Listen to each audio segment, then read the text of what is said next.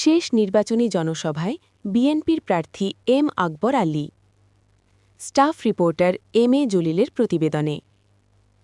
সিরাজগঞ্জের উল্লাপাড়া সলঙ্গা আসনে বিএনপির এমপি প্রার্থী এম আকবর আলীর শেষ নির্বাচনী জনসভায় সিরাজগঞ্জ জেলা শাখা সিনিয়র যুগ্ম সাধারণ সম্পাদকের নেতৃত্বে বাংলাদেশ জাতীয়তাবাদী তরুণ দলের বিশাল মিছিল বের করা হয়।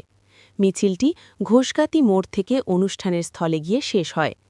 বিসমিল্লাহির রহমানির রহিম। শহীদ জিয়া অমর হোক। দেশনেত্রী মরহুমা বেগম খালেদা জিয়ার আত্মার মাগফিরাত কামনা করে বাংলাদেশ জাতীয়তাবাদী তরুণ দলের সকল নেতাকর্মীদের নিয়ে আমরা এম এ আকবর আলী ধানের শীষ প্রতীক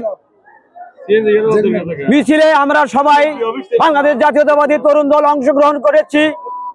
আমরা বাংলাদেশ জাতীয়তাবাদী বিএনপি ধানের শীষ মার্কাকে বিজয় ঘোষণা করার জন্য আমরা সবাই ঐক্যমত হয়েছি ইনশাআল্লাহ। আজকে 9 ফেব্রুয়ারি, আগামী 12 ফেব্রুয়ারি জাতীয় সংসদ নির্বাচনকে উপলক্ষ করে উল্লাপাড়া সরকারি আকবর আলী কলেজে বিশাল জনসভার আয়োজন করা হয়েছে। ইনশাআল্লাহ আমরা বাংলাদেশ জাতীয়তাবাদী তরুণ দলের পক্ষ থেকে বিশাল জনসভা নিয়ে আমরা আজকে আকবর আলী কলেজ মাঠে যোগদান করছি ইনশাআল্লাহ।